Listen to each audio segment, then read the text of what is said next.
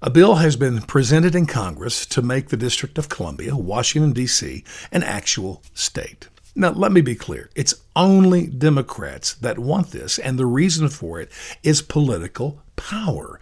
You see, Washington, D.C., its 700,000 residents are all Democrats. I mean, they vote over 90% Democrat in every single election. So if it becomes a state, we add 2 senators to that really special club in the Senate. And these senators would be Democrats for infinity and beyond. So not a good idea. Now let's look at what the Constitution said and how it was to be established. We see it in Article 1, Section 8. And this is even before Washington, D.C. had been built. It was just farmland in Virginia at that time.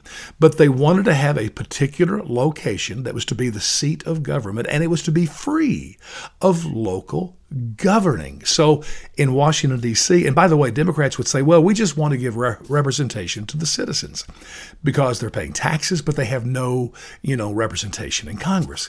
They have something much better, though. Congress controls the local government. I mean, you do have local officials that set budgets and do laws and regulations, but Congress can override every bit of that and do what they want. Total control. James Madison said in Federalist Paper number 43 that Congress must have complete authority over this little section of land. And in the Constitution, it says it can't be over 10 square miles.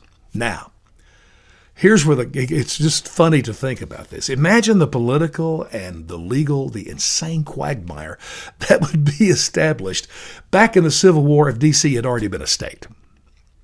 Because, as I mentioned, it was a part of Virginia to begin with, the land itself. And Virginia seceded from the Union.